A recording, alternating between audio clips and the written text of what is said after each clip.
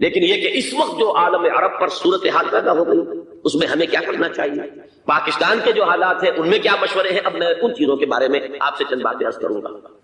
پہلی بات تو یہ ہے کہ مشرق وسطیٰ کے مسئلے میں اس کے پس منظر کو سمجھ لینا چاہیے۔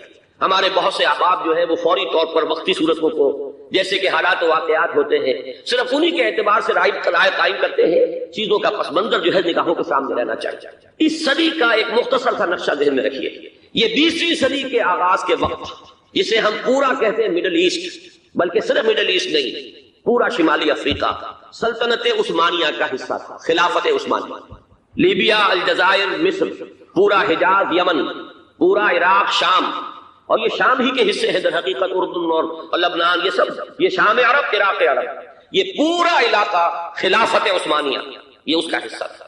پہلی جنگ عظیم میں انگریزوں نے عربوں کو بغاوت پر آمادہ کیا، غداری پر آمادہ کیا، انہوں نے خلافت عثمانیہ کے خلاف بغاوت، بیج بوئے ان کے دلوں کے اندر نفرت، ابھارا انہیں، تم ترکوں کے غلام کیوں ہو، تمہیں خود حاکم ہونا چاہیے، تم کھڑے ہو جاؤ، ہم مدد کریں گے، تم بغاوت کرو، تم ان ترکوں کے خلاف ہماری مدد کرو، ہم تمہیں آزاد کر دیں گے، تم اپنے پاؤں پر خود کھڑے ہو جاؤ۔ یہ بہت ہی ہمارے لیے دردناک المیہ ہے پہلی جنگ عظیم کا۔ کرنل لارنس جیسا شخص، برطانوی استعمار، اور اس کے نتیجے میں عربوں نے بغاوت کی۔ اور اس قدر دردناک بات آپ کو بتا رہا ہوں، میں پہلی مرتبہ جب سن 62 میں حج کے لیے گیا مدینہ منورہ میں، ابھی وہ ریل کے انجن کھڑے ہوئے تھے۔ یہ ترکی کے زمانے میں، سلطنت عثمانیہ کے زمانے میں بغداد سے مدینے تک ریلوے لائن تھی۔ یہ پورا ایک عالم سلطنت عثمانیہ، صرف سلطنت نہیں، خلافت عثمانیہ، پوری ٹرینیں جو ہے ترکوں کی اڑائی گئی، ہزاروں ترکوں کو شہید کیا گیا، یہاں تک کہ صحن حرم میں شہید کیے گئے سینکڑوں ترک۔ یہ جرم تھوڑے نہیں، معمولی نہیں۔ آج جس کی سزا مل رہی ہے، معلوم ہونا چاہیے کہ وہ جرائم کون کون سے تھے۔ اب بھی جو لوگ گئے ہیں انہوں نے دیکھا ہوگا، ترکی کا قلعہ موجود ہے اوپر پہاڑی کے اوپر، حرم کا جو سب سے بڑا دروازہ ہے باب ملک عبد العزیز، اس کے سامنے ایک لائبریری ہوتی تھی، اب تو غالباً وہ بھی گرا دی گئی ہے، اس کے پیچھے پہاڑی پر ترکوں کا قلعہ ہے قرآن، اس پر توپیں موجود تھیں۔ جب بغاوت ہوئی ہے، جو حرم میں آئے ہوئے تھے ترک فوجی، ظاہر بات ہے نہتے ہیں، وہ تو نماز پڑھنے آئے ہوئے تھے، ان کو وہاں ذبح کیا گیا ہے، اور ترکوں نے اپنی توپیں استعمال نہیں کی کہ کہیں بیت اللہ کو کوئی نہ پہنچ جائے۔ بہرحال یہ غداری ہوئی ہے پہلی جنگ عظیم کے دوران، اور نہ صرف ترکوں نے، عربوں نے کی ہے۔ جیسا کہ میں نے کہا تھا، دو ہیں سب سے بڑے مجرم روئے ارضی کے اوپر امت مسلمہ کے طبقات۔ ہمارا پنجابی سپاہی بھی جا کر انگریزوں کی مدد کر کے ایلن بی کو قبضہ جو لے کر دیا بغداد کا، اس میں ہمارے مسلمان پنجابی سپاہی بھی شامل۔ یہ خون چکاں باب ہے ہماری تاریخ کا اس سبب۔ لیکن اس کے بعد سلطنت عثمانیہ کے ٹکڑے ہو گئے، چیچڑے ہو گئے۔ ایک انگریز نے لکھا ہے یہ جملہ، ذہن میں بجھا ہوا جملہ، کہ تاریخ میں یہ بات ثبت ہو جائے گی کہ ایک انگریز نے اس سلطنت کے ٹکڑے کر دیے کہ جو عمر فاروق نے قائم کی تھی رضی اللہ تعالیٰ عنہ۔ یہ پورا عالم، یہ تمام علاقہ کس نے فتح کیا؟ یہ بات ہاتھ بدل گئے تھے، ترک آ گئے، خلافت عثمانیوں کے پاس چلی گئی، لیکن یہ سلطنت تو حضرت عمر رضی اللہ تعالیٰ عنہ کے زمانے سے چلی آ رہی تھی۔ اس کو ایک انگریز کرنل نے، اور اس نے بغاوت میں آمادہ کر کے عربوں کو اور ترکوں کے پیٹھ میں چھرا ڈھکوا کر ان کے ذریعے سے اور ٹکڑے کر دیے۔ لیکن جب جنگ ختم ہوئی، اب انہوں نے کہا کہ اب ہمیں آزادی دیجیے۔ اب انہیں معلوم ہوا کہ غداروں کو دنیا میں کیا ملتا ہے، ٹکڑے کر دیے گئے۔ یہ حصہ عراق یہ انگریز کے پاس رہے گا، شام کا یہ علاقہ یہ فرانسیسیوں کے پاس رہے گا، مصر پر انگریزوں کا تسلط رہے گا، لیبیا اطالویوں کے پاس رہے گا۔ لے دے کر یہ جو علاقہ تھا حجاز، کیونکہ وہاں کچھ تھا ہی نہیں، بوادٍ غیر ذی زرع، یہ عربوں کے پاس چھوڑ دیا گیا۔ اس وقت جو بادشاہ ہیں شاہ حسین اردن کے، ان کے دادا سب سے بڑے غدار وہی تھے، لہذا ان کو اس علاقے کی بادشاہ سے دی۔ اس کے بعد نجد سے ایک تحریک اٹھی ہے، وہ سعودی جو خاندان ہے وہ نجد سے اٹھا تھا۔ نجد میں اس وقت کچھ بھی نہیں تھے، وہ تو صرف ریت کے تودے تھے، کچھ بھی نہیں، لہذا ادھر کسی استعماری قوت کو دیکھنے کی ضرورت ہی نہیں تھی۔ وہ تو بعد میں تیل برآمد ہوا، اس کی حیثیت ہو گئی، اور یہ امارات کا علاقہ جو ہے اس کی دنیا میں اب گویا کہ یوں سمجھیے کہ جو سب سے زیادہ اہم علاقے ہو سکتے ہیں روئے ارضی کے نقشے پر، ان میں سے ایک وہ ہو گیا۔ لیکن یہ اس وقت کی بات میں کر رہا ہوں، کوئی حیثیت نہیں تھی، لہٰذا اس کو چھوڑ دیا۔ یہ ہے تاریخی پس منظر، یہ لکیریں جو کھینچی گئی ہیں، یہ ایک ملت اسلامیہ کو جو قومیتوں میں تقسیم کیا گیا، پھر نعرے لگوائے گئے المصر للمصریین، الشام للشامیین۔ اب شامی ایک علیحدہ قوم ہو چکے ہیں، مصری ایک علیحدہ قوم ہو چکے ہیں، عراقی ایک علیحدہ قوم ہو چکے ہیں۔ یہ ساری تقسیمیں استعمار کی پیدا کرنا ہے، اس کا کوئی تعلق اسلام کے ساتھ نہیں۔ اب ضرورت تو اس بات کی تھی کہ استعمار کے پنجے جب یہاں سے کچھ ہٹے، دوسری جنگ عظیم کے بعد ایک دور آیا، امریکہ ابھرا ہے دنیا کی عالمی سطح پر سیاست میں، اس کے ہاں کچھ آزادی کے تصورات تھے، اس نے بھی سپورٹ کیا۔ برطانیہ کمزور ہو چکا تھا، وہ اتنے بڑے علاقے کو اب ہولڈ نہیں کر سکتا تھا. ہندوستان بھی آزاد ہوا، پھر یہ کہ اور دوسرے علاقوں سے بھی اس کو پسپائی اختیار کرنی پڑی. استعمار کے پنجے جس طرح بھی ہوئے ان کے سینوں سے، عربوں کے سینوں سے جو ہے گویا کہ وہ ہٹے. لیکن امریکہ نے ایک اپنی بہت بڑی حکمت عملی جو اختیار کی، عالم عرب کے سینے میں اسرائیل کا خنجر پیوست کر دیا تاکہ یہ کبھی آزاد نہ ہوتا ہے، ہمارے انگوٹھے تلے رہے، ہماری پالیسی گواہی کرے. یہ استعمار کا دوسری جنگ عظیم کے بعد جہاں برطانوی استعمار، فرانسیسی استعمار رفتہ رفتہ یہ ہٹنے شروع ہوئے. صدر ناصر نے انگریزوں کو اٹھا کر پھینکا میڈیٹرینین میں اور دوسرے جگہوں سے. الجزائر نے آزادی حاصل کی فرانس سے، اطالویوں سے جو ہے لیبیا والوں نے آزادی حاصل کی. یہ ہو گیا، لیکن ایک خنجر پیوست کر دیا گیا اسرائیل کا سینہ عرب. اس صورتحال میں ظاہر بات ہے کہ ایک تو بڑی آئیڈیل پوزیشن تھی کہ پورا عالم اسلام متحد ہو، لیکن وہ تو بہت دور کا خواب معلوم ہوتا ہے.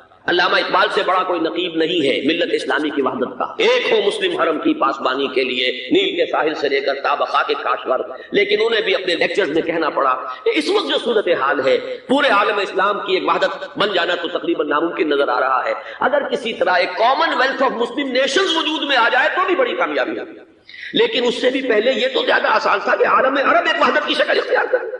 یہ تو ایک قوم ہے، اکثر و بیشتر ایک نسل یا زیادہ دو نسلیں کہتی ہیں. شمالی افریقہ میں بربر نسل بھی ہے، باقی تو سب عرب ہے.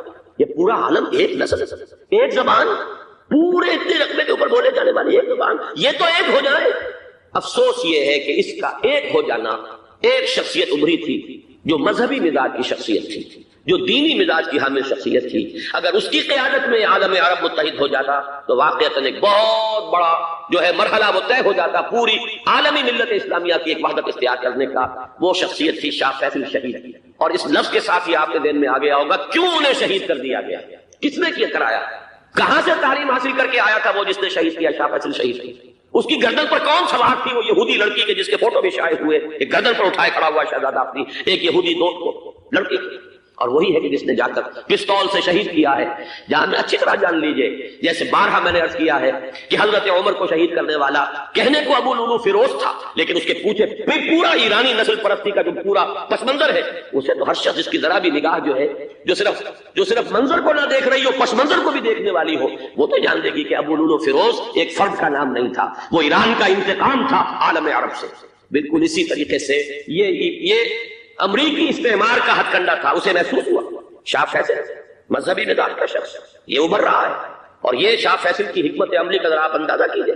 لاہور میں سمٹ کانفرنس ہوئی، اس میں وہ آئے، سب سے ٹاورنگ پرسنالٹی پورے اس وقت عالم اسلام کے اندر شاہ فیصل کی تھی. اور وہ گویا کہ ایک بہت ہی جس کو کہا جائے کہ ایک بہت ایلڈرلی، ایک بزرگانہ ایک شخصیت جو ہے، اور انہوں نے اپنے دولت کے دروازے، عرب میں وہ مشہور تھے کہ نہایت خسیس اور بخیل انسان، اس لیے کہ وہاں وہ خرچ کرتے تھے حساب کتاب کے ساتھ، لیکن ان کے خزانے کھلے ہوئے تھے عالم اسلام کے لیے. ادھر بھی مدد ہے، ادھر بھی مدد ہے، ادھر بھی کام ہو رہا ہے، ادھر بھی کام ہو رہا ہے. پھر انہوں نے تیل کا ہتھیار استعمال کر کے ایک دفعہ امریکہ کو دن میں تارے دکھا دیے، لہذا ان کا ہٹایا جانا سین سے یہ امریکی استعمار کے لیے لازم تھا. اب لے دے کر رہ گئے کون؟ سیکولر مزاج کے لوگ. پہلی اٹیمپٹ جمال عبد النافذ نے کی، ناکام ہو گیا. قذافی صاحب نے کوشش کی کہ وہ ان کی جانشینی حاصل کر لے، ناکام ہو گیا. اب ایک تیسری شخصیت صدام حسین کی، ملحد ہے، اسلام سے کوئی سروکار نہیں. باس کا فلسفہ سیکولرزم پلس عرب نیشنلزم یہ اصول ہے، لیکن یہ ہے کہ یہ شخصیت اب ابھر کر ایسی آئی ہے کہ اس سے اس وقت یہ جان لیجئے، میں امریکہ میں بھی عربوں سے مل کر آیا ہوں، سعودی عرب میں بھی اب میں وہ دیکھ آیا ہوں. نوجوان نسل جو ہے عربوں کی، پورا جو دوسرے عرب ممالک ہیں جہاں پر کہ مذہب کا اتنا چرچا ہی نہیں، پورا فلسطینی عرب، جارڈن کے عرب، شامی عرب عوام، وہ سب کے سب صدام کے پیچھے ہیں. اس لیے کہ انہیں نظر آ رہا ہے کہ ایک شخص پھر ایسا پیدا ہو کر سامنے آ گیا ہے جو شاید عالم عرب کو پھر یونائٹ کرے. اور یہ ہے اصل وہ شے کہ جو امریکہ کے لیے کسی صورت میں قابل قبول نہیں. دولت کے یہ ذخائر، خلیج کی یہ دولت، سیال سونا اور اس کے ذخیرے، اور یہ کسی طریقے سے یہ امریکہ کے زیر اثر نہ رہے، یہ ہے وہ شے جو اسے برداشت نہیں ہے. وہ کوئی عربوں کی محبت میں نہیں آیا 2.5 لاکھ فوج لے کر، وہ کوئی شاہی عرب جو خاندان ہے سعودی، اس سے اس کی کوئی دلچسپی نہیں، کوئی پتہ نہیں کہ وہ خود ان کو ہٹا دے اور وہاں پر کوئی جمہوری ڈھانچہ جو ہے وہاں پہ کھڑا کروا دے خود امریکہ. اس لیے کہ سعودی عرب میں دیکھ آیا ہوں حالات اگرچہ ظاہر بات ہے کہ زیادہ گہرائی میں تو وہاں جانے کا موقع ہی نہیں ہوتا، بہت ہی مستبد حکومت ہے، لیکن صاف نظر آ رہا ہے کہ اس وقت دونوں طبقے نوجوانوں کے جو ہے وہ شاہی خاندان کے شدید خلاف ہو چکے ہیں. جو وہاں پر جدید مثقف طبقہ ہے، جدید تعلیم یافتہ، جو باہر پڑھ کر آیا امریکہ میں اور کہیں اور وہ کثیر تعداد میں، وہ صاف سوال کر رہے ہیں کہ یہ billions and billions of dollars کے جو ہمارا خرچہ آتا تھا، ہمارے ہتھیاروں کے آرڈر جاتے تھے، وہ کہاں گئے؟ کل 65,000 فوج، اور عرب کے پاس، سعودی عرب کے پاس اتنے ٹینک بھی نہیں ہیں جتنے کہ یمن جیسے غریب ملک کے پاس، تو ہمارا روپیہ یہ گیا کہاں؟ یہ ایک سوال ہے جو ہر شخص کے ذہن کے سامنے ہے۔ اب ہمیں اپنے معاملات کو خود سنبھالنا ہوگا۔ اسی طریقے سے جو مذہبی طبقہ ہے، اور وہاں ہے بڑی تعداد میں مذہبی طبقہ نوجوان جن میں بڑا جذبہ ہے، اور ان کا وہ جوش جہاد انہیں جہاد افغانستان تک لے کر آیا، سینکڑوں عرب نوجوان یہاں جو ہے شہید ہوئے۔ اپنے ملک میں تو انہیں بولنے کی بھی کوئی امکان نہیں ہے، لیکن یہاں وہ جذبہ جو اندر اندر پروان چڑھ رہا ہے، وہ جذبہ انہیں لایا ہے، اور افغانستان کی سنگلاخ وادیوں کے اندر انہوں نے جامع شہادت پوش کیا۔ وہ طبقہ بھی شدید مخالف ہو چکا ہے کہ انہوں نے امریکیوں کو بلا کر، ان میں یہودی بھی ہیں، عیسائی تو ہے ہی ہے، یہودی ہیں، یہودی عورتیں ہیں، جو کچھ اب وہاں بے حیائی اور بے پردگی کے مناظر نظر آ رہے ہیں۔ یہ سرزمین عرب، میں نے امریکہ میں تقریر سنی ہے، اسنا کے جو فائنل ان کا ایک سیشن تھا، اسلامک سوسائٹی نارتھ امریکہ، جس میں میں مدعو کیا گیا تھا، اسی لیے میں نے یہ سفر کیا تھا۔ ایک نوجوان نے جو تقریر وہاں پر کی ہے، واقعہ یہ ہے کہ میں حیران رہ گیا اس کی جرأت کا۔ اس نے کہا کہ حضور نے فرمایا تھا کہ جزیرہ نما عرب میں 2 دین جمع نہیں ہو سکتے، اور آج شاہی خاندان کی صرف اپنی حکومت کو بچانے کے لیے امریکیوں کو اتنی بڑی تعداد میں بلا لیا گیا ہے، جن میں موبائل چرچ بھی ہیں، موبائل سینیگوگز ہیں، یہودی مرد اور عورتیں جو ہے دندناتے پھر رہے ہیں آج عرب کی سرزمین پر۔ لہذا جو مذہبی طبقہ ہے وہ اس پر شدید رد عمل جو ہے اس کے اندر پایا جاتا ہے۔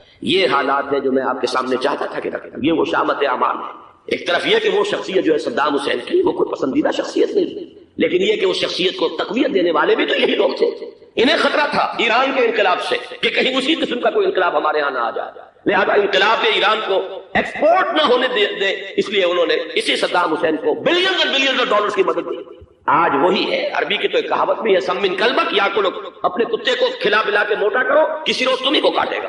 آج وہ تو انہیں کاٹتا، لیکن یہ کہ اس کا جو علاج تجویز ہوا ہے وہ انتہائی خوفناک ہے۔ 2.5 لاکھ امریکی وہ استعمار کے پنجے جو بمشکل عالم عرب کے سینے سے جو گڑے ہوئے تھے اس استعمار نے، مشکل ہٹے تھے کہ ایک دم اب وہاں پر خبریں آ رہی ہیں، فرانسیسی بھی آ رہے ہیں، برطانوی بھی آ رہے ہیں، کہاں سے فوجیں آ رہی ہیں، اور وہاں پر 2.5 لاکھ تو صرف امریکن آرمی کا، اس میں تقریباً 1.5 لاکھ تو پہنچ چکی، اور جو بھی ہوگا وہاں پر جیسا کہ میں نے عرض کیا ہے اس قدر خوفناک سین ہے۔ میں نے بہت سے حضرات واقف ہوں گے، کئی مرتبہ میں نے حوالہ دیا ہے، مولانا سید حامد میاں رحمہ اللہ، انہوں نے ایک دفعہ مجھے بتایا تھا کہ احادیث میں جو قرب قیامت کے حالات و واقعات کی پیشن گوئیاں، ان میں یہ ہے کہ وہ جو آخری جنگ ہونی ہے جو کہ دجال کے خلاف ہوگی مسلمانوں کی، اور جس میں کہ حضرت مسیح علیہ السلام کا نزول ہوگا، جس کے سلسلے میں اس سے پہلے ایک جنگ ہوگی بہت خوفناک، بہت خوفناک، اور عجیب الفاظ ان کے یہ تھے کہ اس میں ایک طرف مسلمان اور عیسائی اور یہودی تینوں ہوں گے۔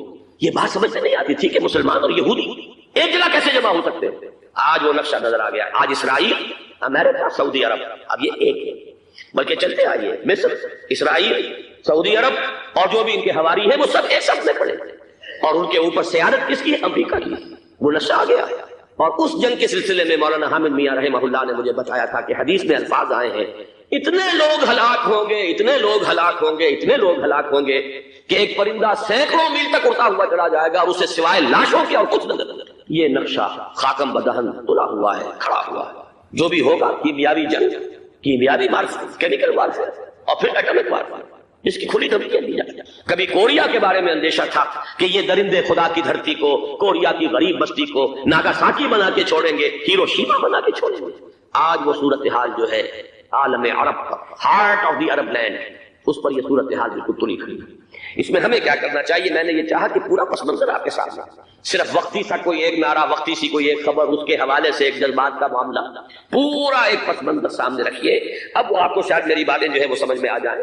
نمبر 1، ہمیں کسی صورت اس جنگ میں امریکہ کے گھڑے کی مچھلی نہیں بننا چاہیے۔ امریکہ اسلام کے تحفظ کے لیے نہیں آیا، امریکہ حرمین کی حفاظت کے لیے نہیں آیا، امریکہ اپنے مفادات، عالمی مفادات کے تحفظ کے لیے آیا، اور زیادہ سے زیادہ آپ کہہ سکتے ہیں کہ وہ سعودی شاہی خاندان کی حفاظت کے لیے آیا۔ اور بڑا عمدہ مضمون چھپا تھا پچھلے، بلکہ ابھی تک تو وہ تازہ ہی ہے جب تک نیا نہیں آتا، نظام میں، جس کا عنوان تھا اربوں کا چھڑا اور اربوں کا گدا۔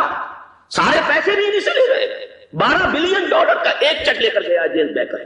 اندازہ تو کیجیے دنیا کہاں سے کہاں پہنچ گئی۔ محو حیرت ہو کہ دنیا کیا سے کیا ہو جائے گی۔ 2 ماہ قبل اس کا تصور نہیں ہو سکتا، اتنی بڑی قوت امریکہ کی تباہ کن قوت، اور جمع ہو جائے گی عرب کے اندر۔ لیکن یہ کہ وہ کاس بھی اربوں ہی کی ہوگی، انہی کا چھڑا انہی کا للا۔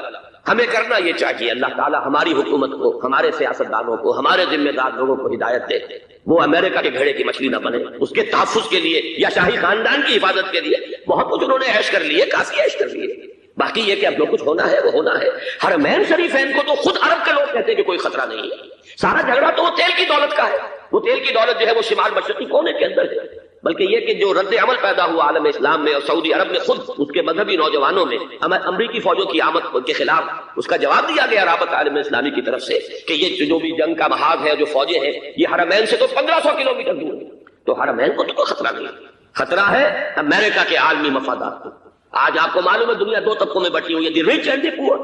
یہ جو اقوام ہیں، جو 6-7 قومیں شمار ہوتی ہیں دنیا کی دولت مند قومیں، ان کے لیے خطرہ ہے کہ یہ اگر ہم ان کا جو سب سے بڑا ذریعہ ہے جس کا صنعت کا یہ تیل، اگر اس کو کچھ ہو گیا تو ان کی سب کی اکانومی جو ہے وہ دم دھڑام سے زمین پر آ جائے گا، وہ بھی برابر ہو کر رہ جائیں گے دنیا کے دوسرے ملکوں کے۔ یہ اس کی حفاظت کے لیے آیا۔